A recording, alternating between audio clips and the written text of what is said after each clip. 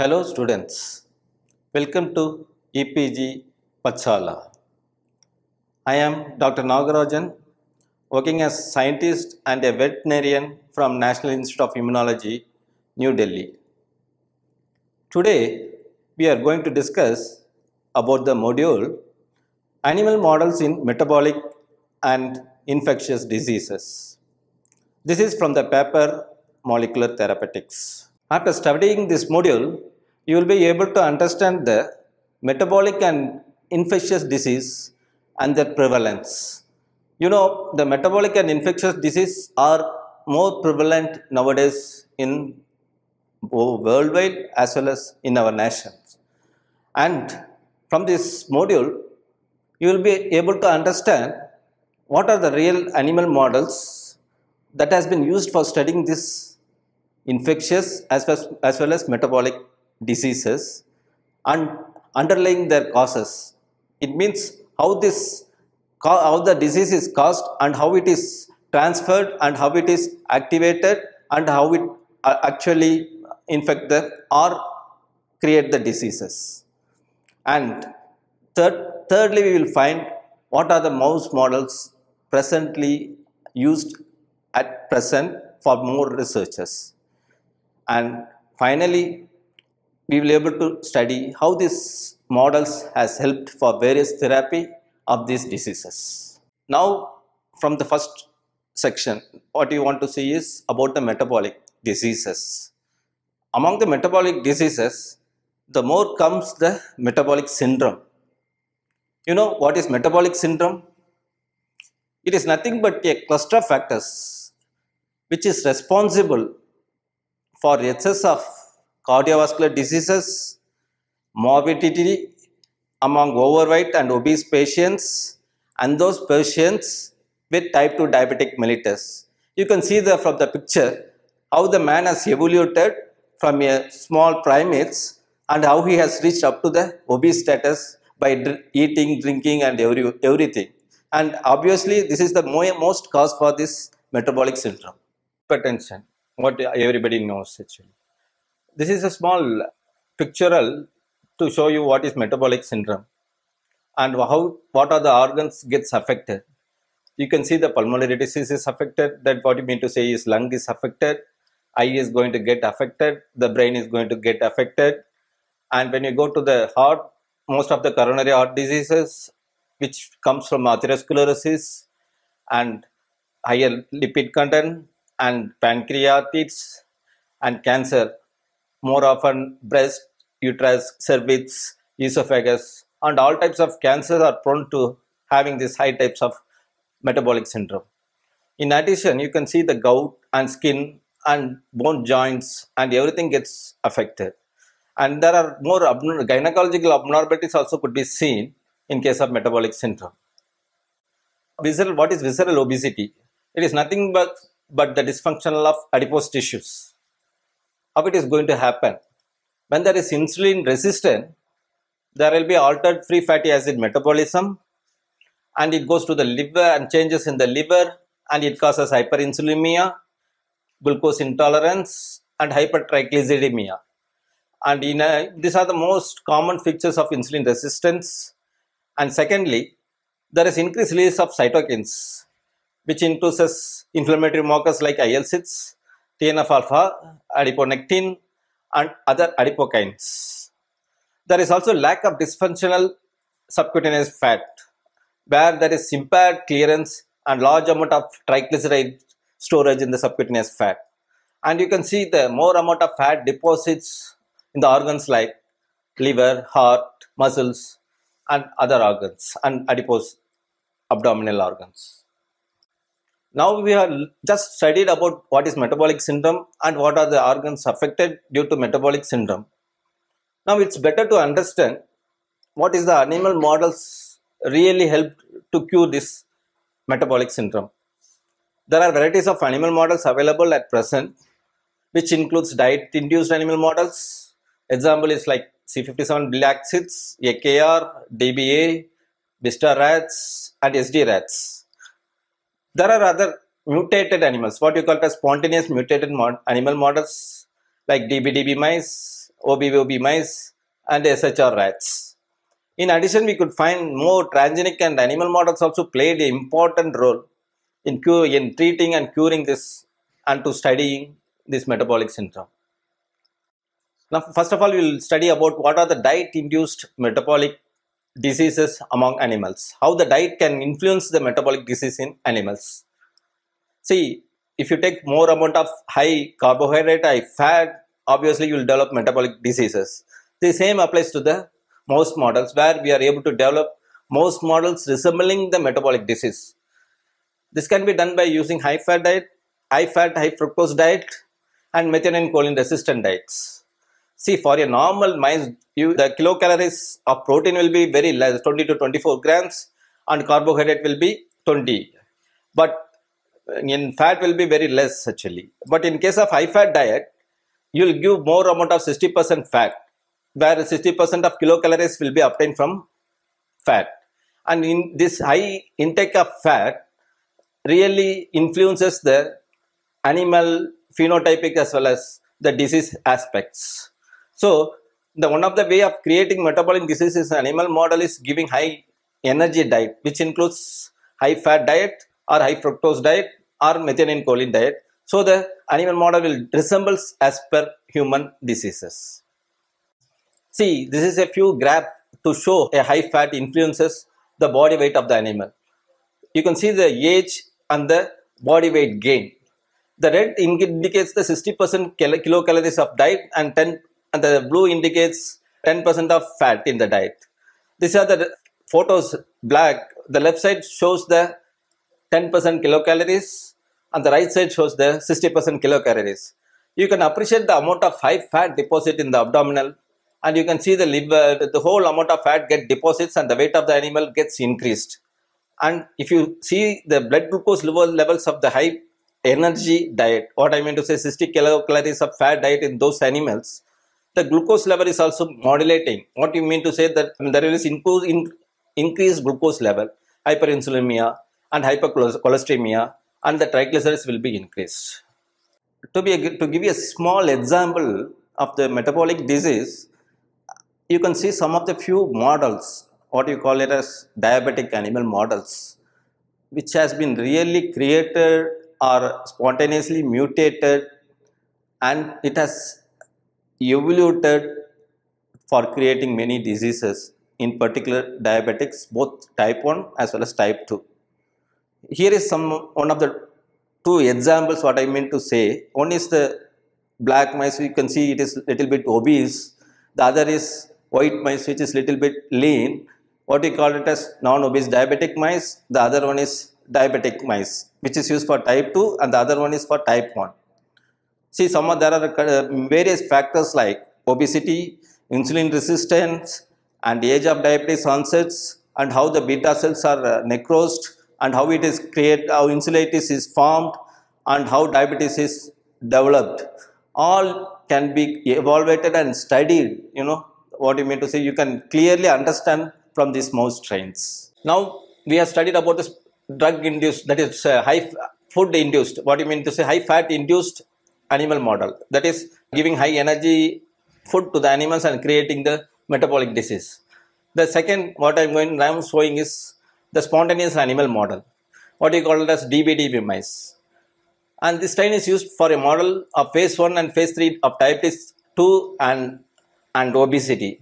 This mice has spontaneous mutation in leptin gene, which is present in the chromosome 4 or 6, and what it happens is when there is mutation in the leptin gene, the intake of the animal food will not be reduced, and the animal will take enough amount of food, and due to the absence of leptin, the energy level is more, and when there is increase in energy level, the animal gets more weight, and it causes obesity, chronic hyperglycemia, and the beta cells of the pancreas cells get atrophied, and it causes hyperinsulinemia.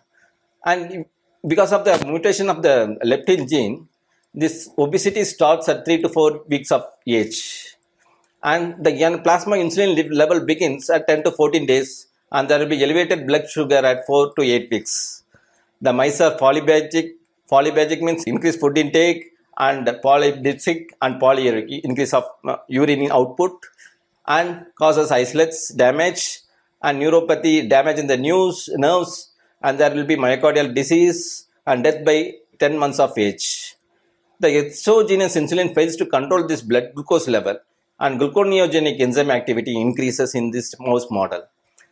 Hence, therefore, in addition to this, resembling diabetics, the wound healing is delayed and metabolic efficiency is also increased.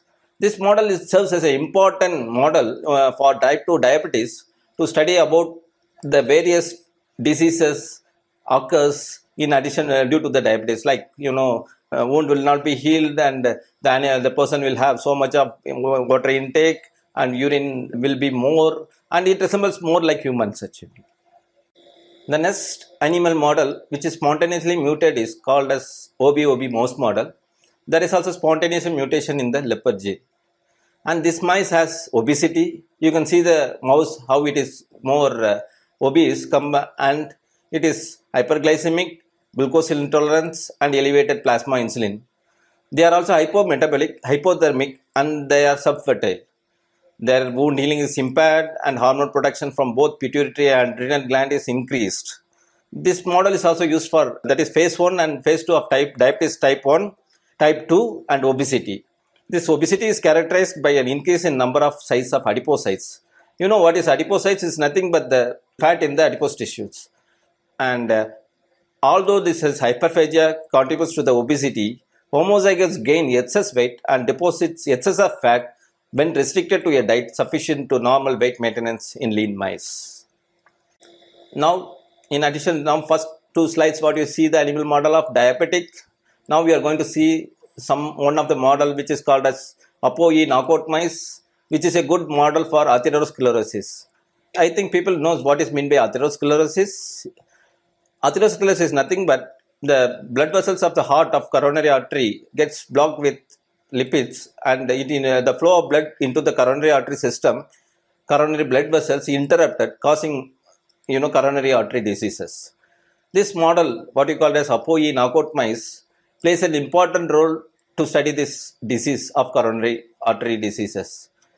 What this ApoE is nothing but a ApoE lipoprotein, which is more important to clear the fatty streaks, fat metabolism. When this animal has loss of this ApoE, there will be more increased in the total plasma cholesterol, and they are unaffected by age as well as gender. The fatty streaks means fat deposits in the proximal aorta are found in the 3 months of age.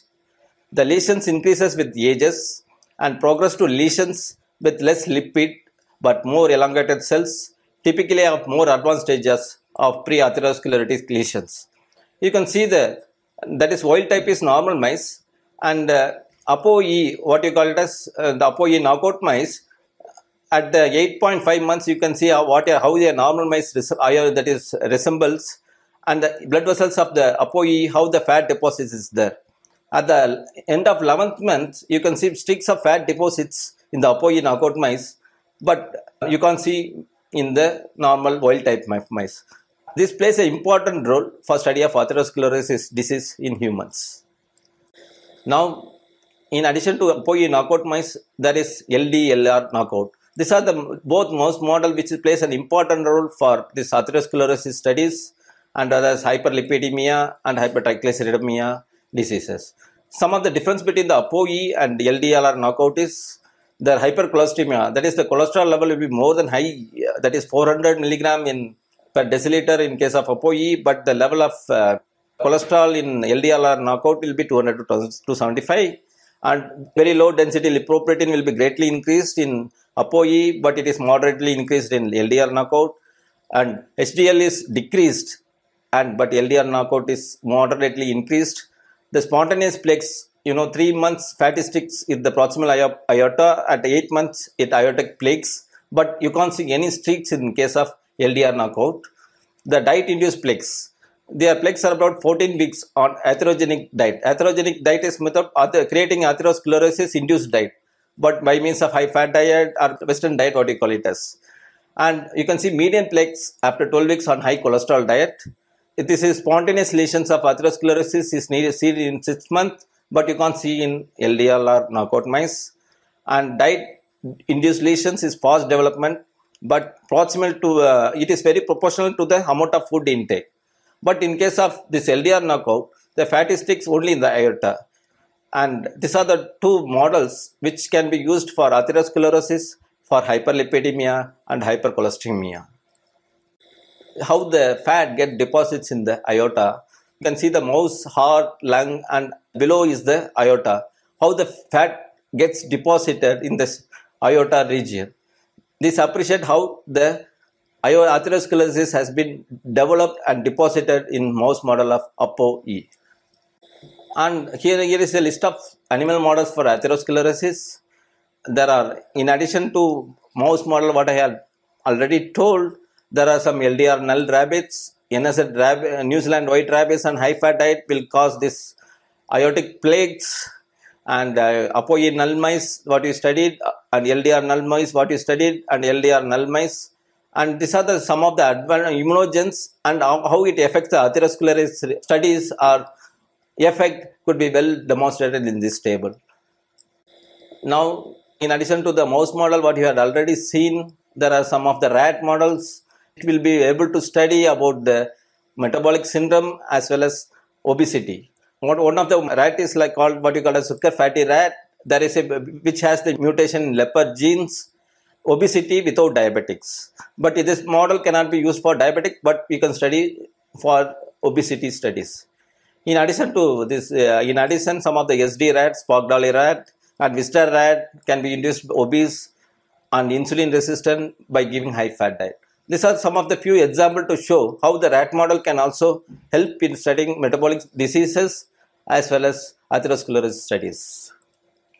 Coming to the second topic of the infectious disease animal models, there are many models which has been served as a backbone and has been used to address various scientific questions from the basic science to the development and assessment of novel vaccines and in fact therapies.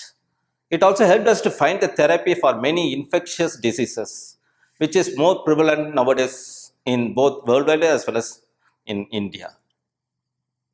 Okay, now we can see some of the animal models, how it has played a role, important role for studying the cause of infection. It may be either bacteria, it may be a viral, or it may be a parasites. And in case of viral diseases, these animal models played an important role to find the genes, what particular genes are involved or whatever the immune cells are involved. For example, whether T cell, B cell or any inflammatory cytokines, chemokines are involved. This can be only able to study only with the help of these animal models. Secondly, it has helped a great development in the drugs and well as therapeutic effects. And in fact, with the help of animal models, most of the vaccines as well as many drugs and new drugs, for example, in case of tuberculosis, many drugs are developed, and in future many drugs will be developed.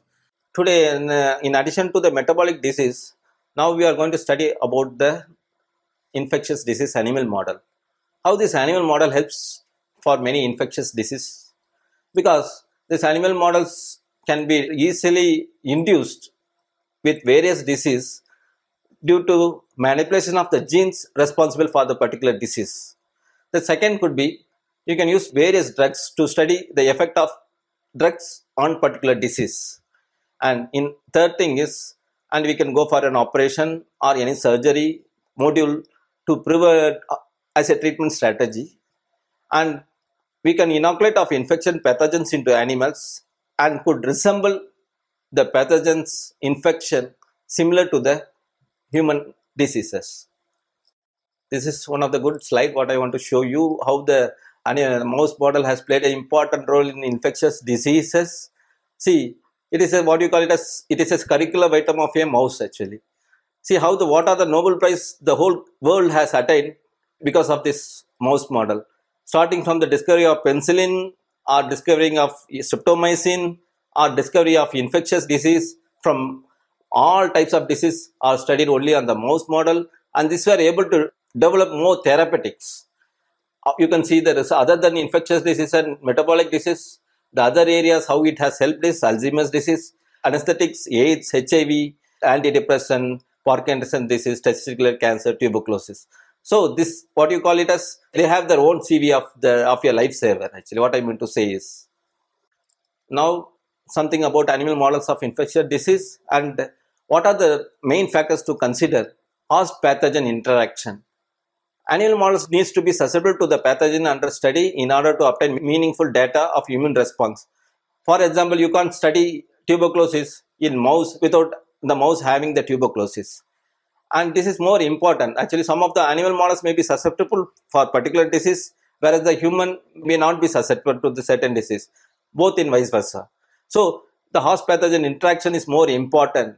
Another thing points to consider is the immune response has to be taken in mind, because the animal, some of the immune cells or any cytokines, chemokines differs or change from human to animal model. These are some of the few points to consider when you are going for animal models for infectious disease research. This is a small pictorial to show you how the MTB and malaria is inducted or induced into a mouse model. This is how a mouse is exposed to aerogenic MTB, and after that the MTB is seen, how the MTB is affected by the mouse is seen by the weight and the weight lost or any changes in the behavior, and after that it is euthanized to see the livers and to see the spleen and blood to know how the tuberculosis has been affected. The other thing also we can do with malaria parasitemia, we can infect mouse with the malaria, not like the human plasmodium. This is Plasmodium berghei is infected in mouse, and after that we can monitor parasitemia in Giemsa strain blood smears to see how it is affected. This is some of the small pictorial to show how any infectious agents can be easily infected into the mouse model, can be translated to the humans before any treatment is going to be happen. Now, to give you a few examples of the infectious disease, first we will talk about about tuberculosis, because tuberculosis is a major disease in India and the whole world. And to use animal models for tuberculosis, there we use mouse, guinea pigs, rabbit, monkeys. There are few characteristics on mouse, guinea pigs, rabbit and monkeys. See, if you take example of the cell-mediated immunity, in case of mouse it's very good, but in case of guinea pigs it's poor, in rabbit it's very good, but monkeys it's poor. And second thing is caseous tissue necrosis, that is calcification and calcification, main thing which you could see in the pulmonary tuberculosis. In case of mice it's very little, in guinea pigs it's more, and rabbit moderate, in monkeys much. And the spread of the disease, confluent granulomas eventually causing disease in case of mice, but hematogenous spread, lungs destroyed by continuous caseous necrosis in guinea pigs, and rabbit, disease heals except for cavity formation and bronchial dissemination, and in monkeys hematogenous spread, lungs destroyed by continuous caseous necrosis, and by lymph nodes it's spreading all over the body, and you can see extrapulmonary tuberculosis in monkeys also. I am going to say about the key aspects of pathology, immunology and genetics in range of experimental models of human tuberculosis. First, zebrafish, excellent for imaging and early pathology, but immunology good for innate immunity and good for making mutants. Mouse, we can see loosely organized granulomas, and extensive and immunology, if you see the extensive range of immunology reagents and recombinants are available, so it can be easily manipulated or modified according to the disease. And genetics, then diverse genetic backgrounds, wide range of mutants are available. Guinea pigs, well-structured granulomas and caseous necrosis, but limited range of immunological regions are presently available for guinea pigs. And rabbits, well-structured granulomas and caseous necrosis. And finally, we'll go to non-human primates, the range of lesions parallel to that of humans, and most human immunology reagents can be used. So, coming to the point, the non-human primates would be a good model for study of tuberculosis due to the ethical aspect, regulatory body. It's very difficult to use non-human primates nowadays. This is a pictorial lesion to show you how the guinea pigs has the mycobacterium tuberculosis. You can see the lung, how the calcification and gaseous nodules could be appreciated in the guinea pigs model. This is the tuberculosis model of monkeys, which resembles as human tuberculosis, and you can see that visibly enlarged hilar lymph nodes bilaterally in monkeys, and fibrin exudation and adhesion in the left middle lobe of the monkeys. Small gross lesions distributed on the surface of the spleen in the monkey, and D, you can see the miliary lesions of the lung of the monkey. This is resembling exactly like human tuberculosis. So human monkeys would be a perfect model for studying human tuberculosis. Now secondly, in another important problem of infectious disease is dengue virus. Now we will just study about some of the few models what clearly used for study of dengue virus. First we will go for non-human primates. Non-human primates can sustain viremia for a measurable period. Their immunization schedules that are more aligned to humans. They will be used for vaccine development studies. However, they are costly and lack of clinical manifestation of disease. Second, the inbred mobile mice like AJ mice, C57 black cyst mice are also used for study of dengue virus. They are reproducible, large numbers can be utilized. The induction of mouse immune response is very much appreciated. However, there is lack of clinical manifestation of the disease and does not mimic infection route and does not sustain infection. These are some of the disadvantages of using wild mice model, that is what you call as a normal wild type mouse model. Now we will go for AG129 mice, which is a good model for study of dengue virus because these mice lack of interferon gamma, and due to the lack of alpha beta gamma interferon thing, these are mostly usable for study of dengue virus, and they are reproducible. They are better model for antiviral studies and they sustain viremia better. The disadvantage of due to the study of competent IFN, that is interferon pathway, leading to the poor immune response, and only few viral strains can be very much used for useful studies. In addition to AG129 mice, there are few immunodeficient mouse models which is really available, such as SCID-HU BBL mouse human chimeras and SCID K562 chimera mouse human chimeras, SCID HepG2, and these are the list of some of the mouse human chimeras which is available. And the dengue inoculation can be also easily done, and you can see the virus in the serum, blood and liver, and it causes resembling fever, rash and thrombocytopenia of which resembles like a human infection of dengue. There are some immunocompromised mice like AG129, AJ STAT1 knockout.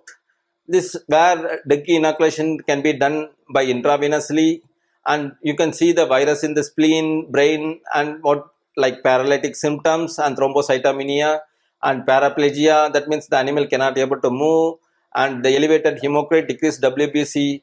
There in addition we could find intestinal hemorrhages resembling human dengue infection.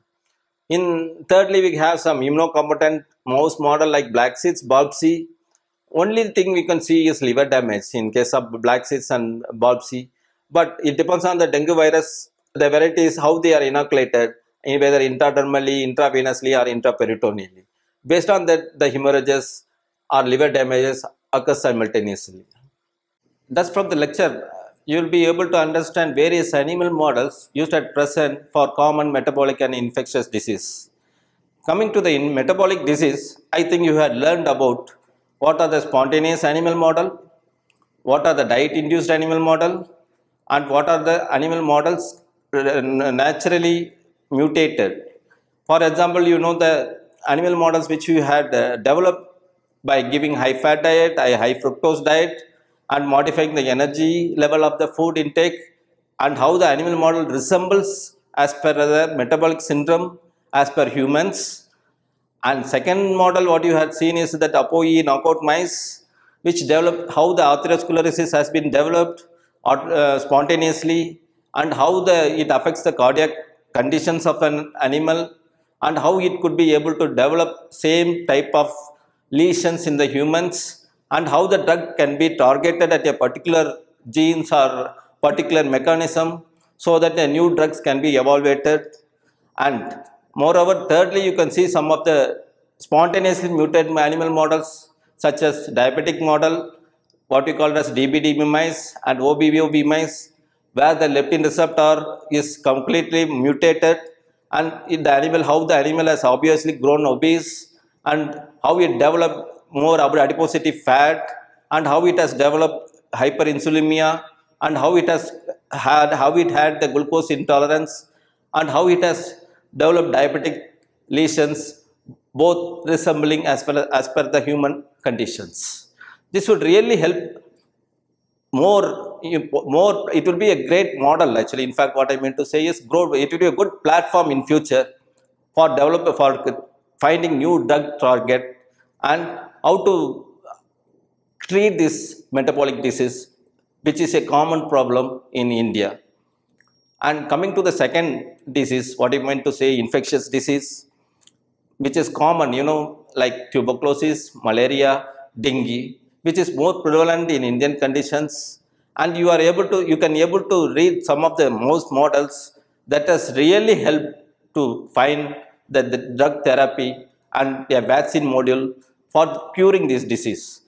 And in future, I think these animal models will serve as a new platform for various therapeutics, and this really help in curing many diseases, not even for infectious, metabolic.